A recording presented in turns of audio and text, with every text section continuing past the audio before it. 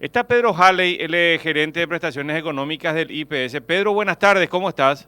Buenas tardes, Guillermo, un gusto, a la orden.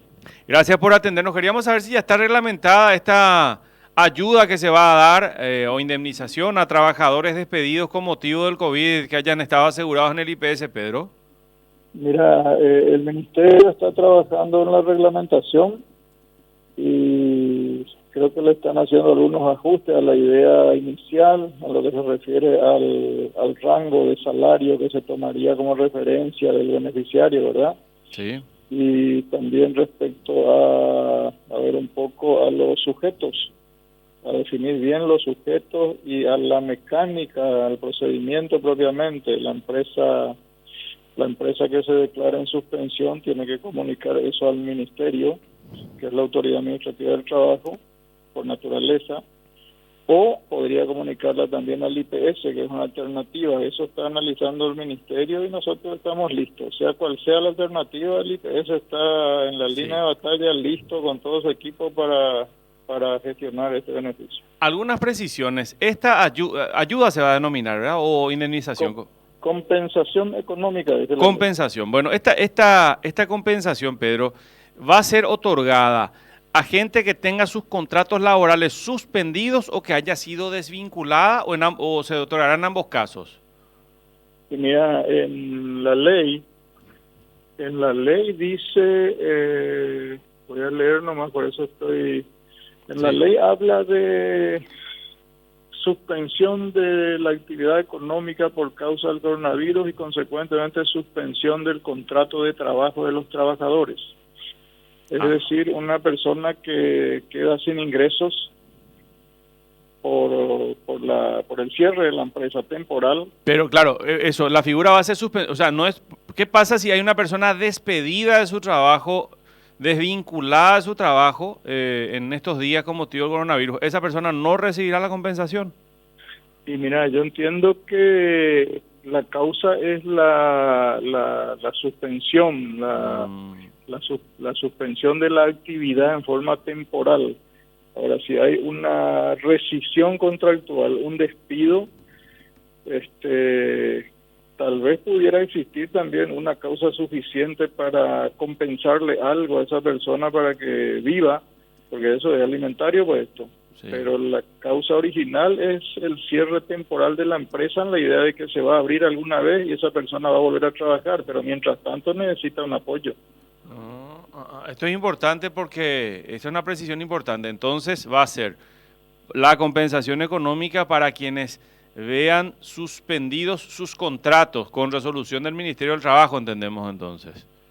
Y si esas son las definiciones que el Ministerio tiene que tomar con mucha precisión y claridad, dar las instrucciones, porque si vos lees el artículo de la ley, da dos causas. Dice cese total de actividades de los sectores económicos. Así es.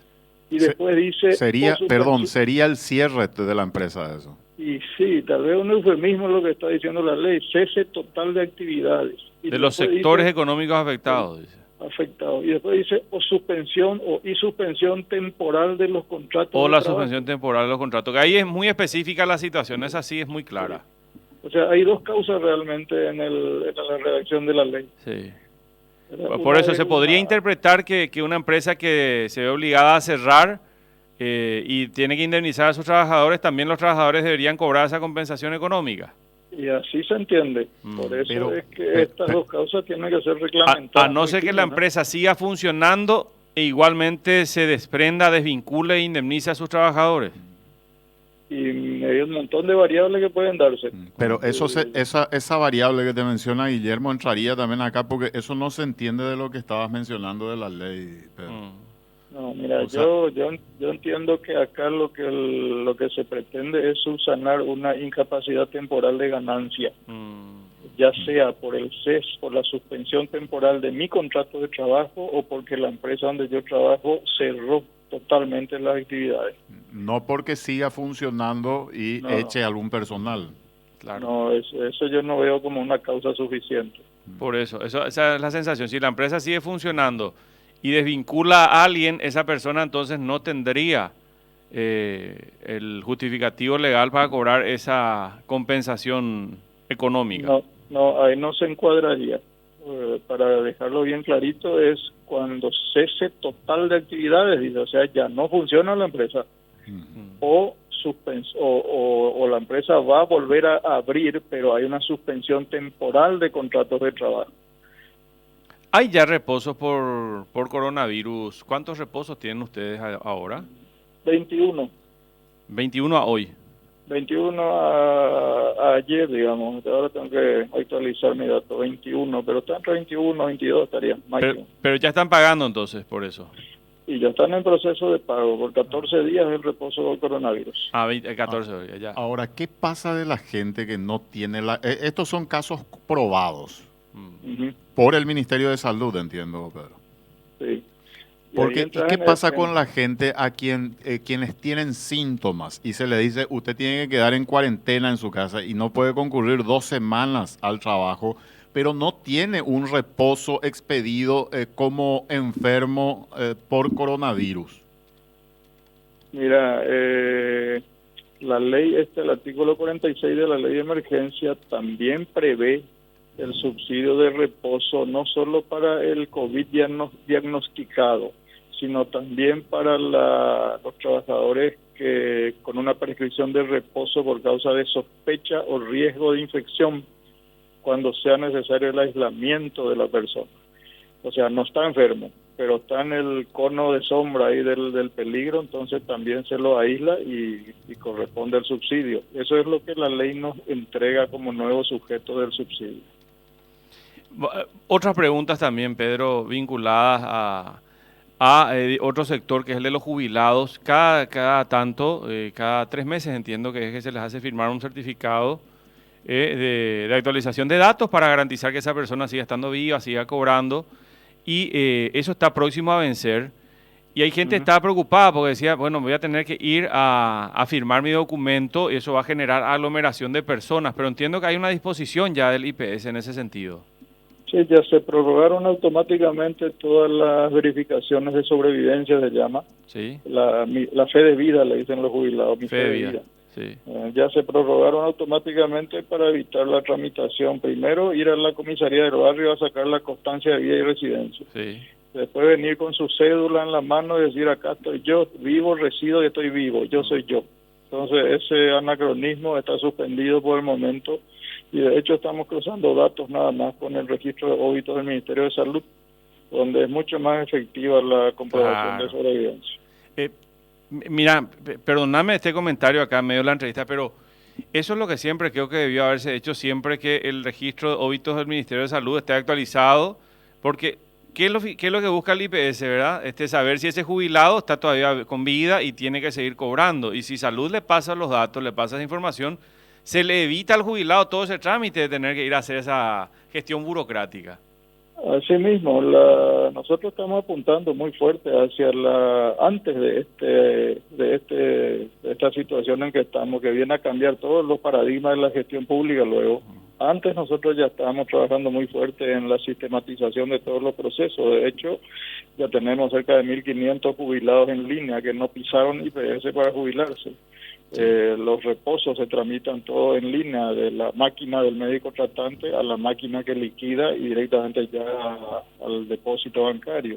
O sea, la idea es no verle al asegurado tramitando nada en tu oficina. La oficina sin papeles, el nuevo concepto que estamos metiendo hace años, y gracias a Dios lo hicimos porque mediante eso pudimos afrontar la avalancha de dengue, por ejemplo.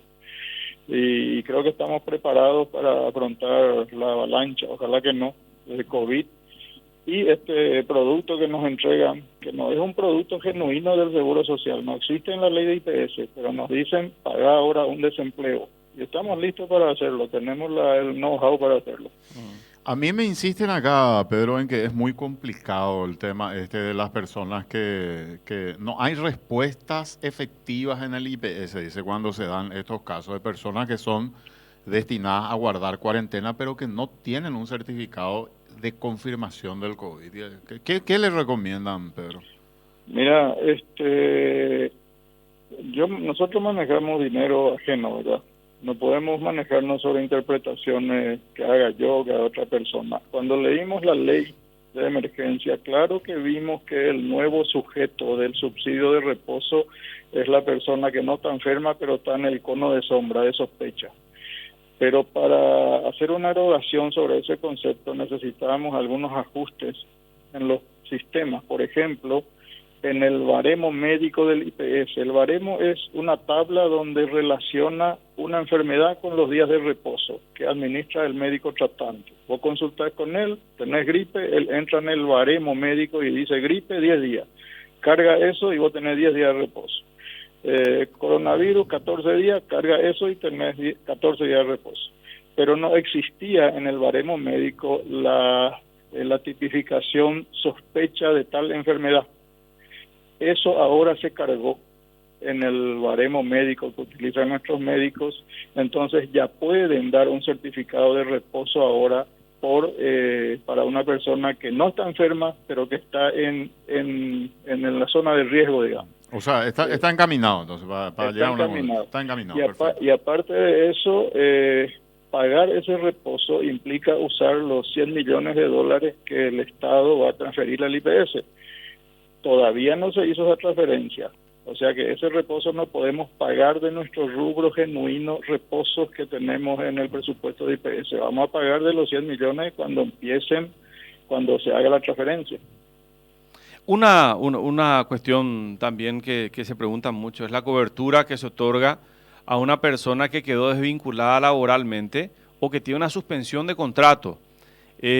¿Durante cuánto tiempo cubre el seguro del Instituto de Previsión Social a un asegurado que es desvinculado de su puesto de trabajo? Hoy es desvinculado, ayer, 1 de abril, ¿y hasta cuántos meses más lo cubre habitualmente el IPS?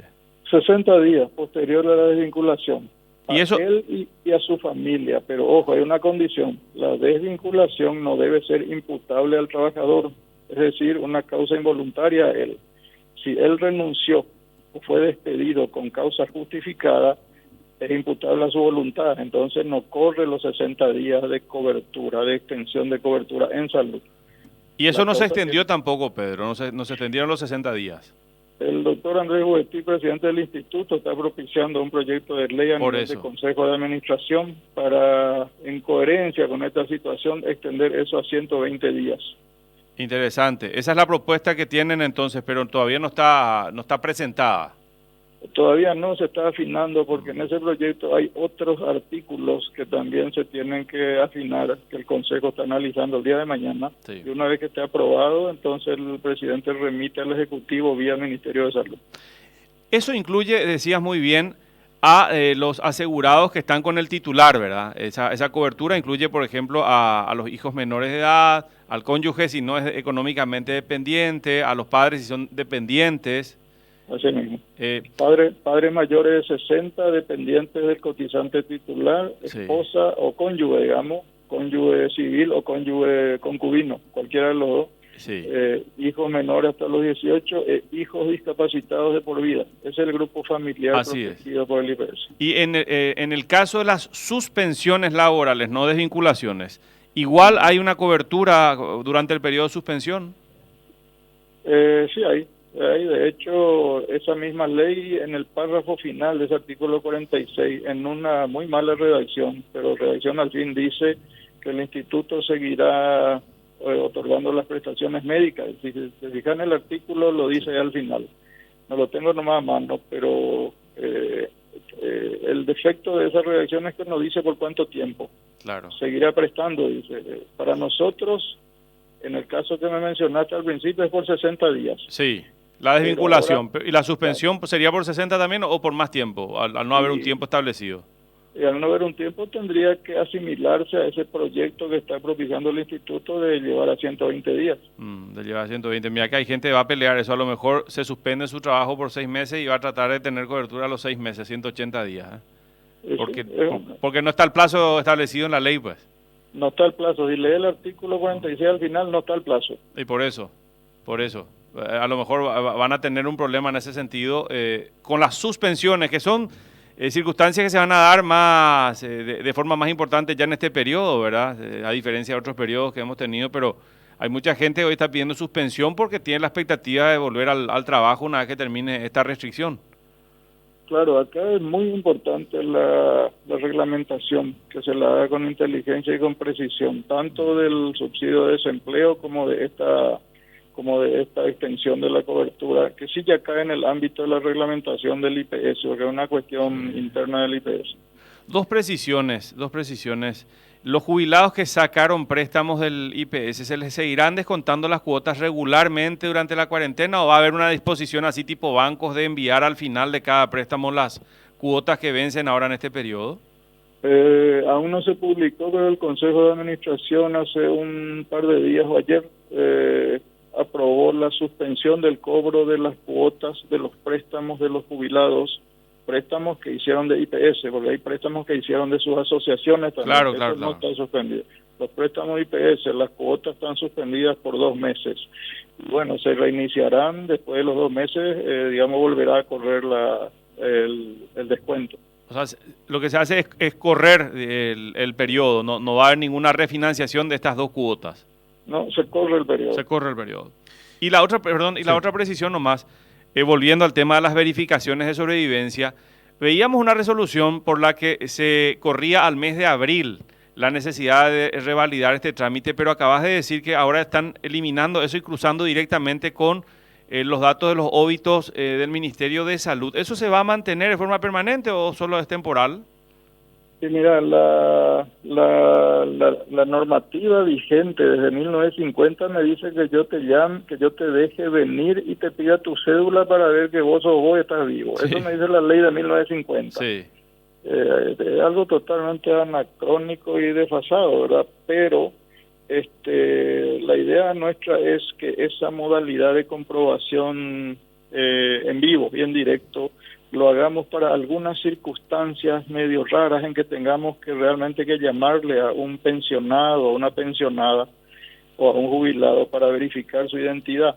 Pero en general, en un 99%, todos estamos de acuerdo en que tenemos que cruzar información, que ese es el camino. Y es mucho más seguro. Desde que lo hacemos, los resultados han sido mucho más efectivos en términos de depurar la nómina de jubilados que en los años anteriores haciendo comprobaciones en vivo. Correcto. Me parece mucho más conveniente para todos en todo sentido y con más rigor. Pedro, gracias por atendernos. Tenés una, perdón. Si me permitió Sí. una cosita también, quiero enfatizar nomás algo ya que estamos al aire, a los jubilados que están esperando sus tarjetas de débito. Eran los 7.500 que venían a cobrar acá en Caja y que se prohibió la aglomeración. Empezamos por el proceso de bancarizarlo ya hace 10 días. Y los dos bancos operantes están enviando las tarjetas a los respectivos domicilios, a los 7.500 domicilios. No deben salir de sus casas, deben esperar que les llegue el courier con el kit para recibir, para firmar y para que esa tarjeta sea operativa cuanto antes. Y como se trata de adultos mayores, que es lo primero que hacen, se van al banco, se van al courier, vienen acá y no están en su casa. Aparte que está prohibido, están perdiendo la oportunidad de recibir la tarjeta. Ya tenemos varios casos. Y bueno, quiero enfatizar a través del espacio que ustedes me dan gentilmente, que por favor los jubilados se queden en su casa esperando sus tarjetas. No son más de 2.000 personas las que faltan. Y les pido que se queden en su casa. Bueno, Roberto. No, el tema de la suspensión del aporte obrero patronal, ¿sigue en pie esa propuesta dentro del proyecto que están trabajando, Pedro? Y es una alternativa que se está manejando. Es moverse un poco al borde del abismo, ¿verdad? Porque una merma en la recaudación vía aporte obrero patronales va a impactar muy fuerte, no sobre el fondo de pensiones que tiene reservas, sino sobre el programa de salud, que no tiene reserva y que se mueve en función a los ingresos. Si no hay ingresos, si no hay flujo de caja, por más presupuesto que vos tengas, no tenés nada que ejecutar. Entonces hay que moverse muy fino y con mucho cuidado sobre el tema de suspensión de los aportes. Suena menos convencido de la primera vez que nos habló el presidente y la primera vez que hablamos del tema, Pedro. Me parece que se está alejando de esa posibilidad, por lo que entiendo, ¿eh? No, está en los papeles, pero también está sujeto al análisis crítico de los expertos en finanzas, del área financiera, del área de aporte, de los juristas y el escrutinio de todos los expertos, ¿verdad? Mucho más expertos que yo, pero no hay que ser experto para darse cuenta de que un presupuesto en el que no hay ingresos va a tener problemas. Pedro Jale, gracias por atendernos. Un gusto. Gerente de Prestaciones Económicas del IPS.